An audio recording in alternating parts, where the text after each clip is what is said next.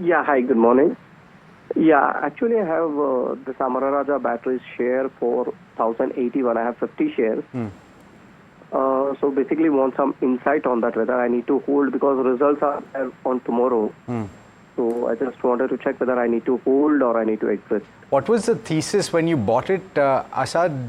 Did you buy it for the long-term prospects? Yeah, my insight is for long term. The reason for buying is basically the PE has come down. I mean, comparatively when compared to Excite batteries, and considering the EV battery future, right? So I thought maybe I'll go with it.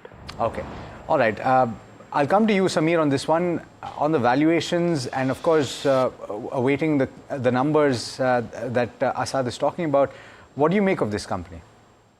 We are positive on the entire battery space and especially even on Amara Raja, right? We believe the entire EV space and which is going to see traction will see companies which are setting up these huge factories of lithium-ion batteries benefiting from that. Amara Raja is one of them. Yes, valuations are not at all compelling. They're trading at 20 times trailing earnings, which is not expensive. Growth in the near term may be a little subdued given the fact that we've seen a bit of a slowdown in not slowdown, but the growth has not been great for the automobile sector, right, in the current year. So growth for the battery segment also we believe will be a little subdued. So maybe this year we won't get, but once we see the pickup happening in the electric vehicle sales and they have the battery up and running, which is going to take another year at least, I think. I'm not sure of the timeline exactly at this point, but it's going to take at least another year. So maybe in the future, you will see the earnings uptick coming quite strong. We have a buy recommendation on it and one should hold on to it. I wouldn't worry if you're a long-term investor, one result doesn't change anything, whether it's up or down. If it corrects, I would say add on to it from a longer-term perspective. There is, in fact, a sharp reaction in the bond yield. From what I can see, there is a 15 basis point increase from the previous close on the 10-year.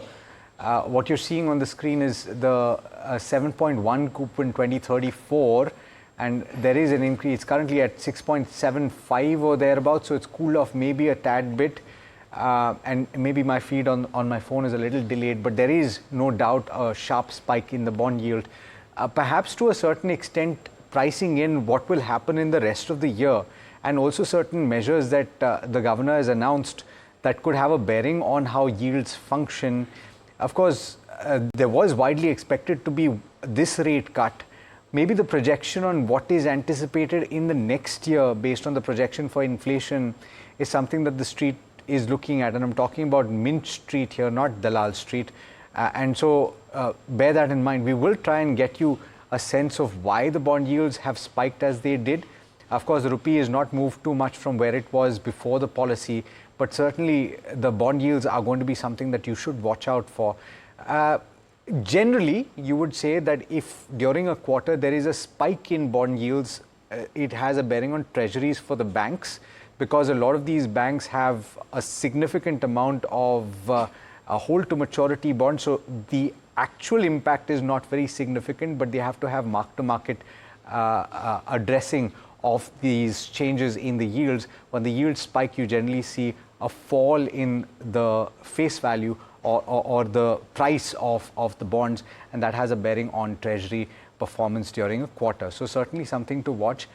We'll get you a view on how that is.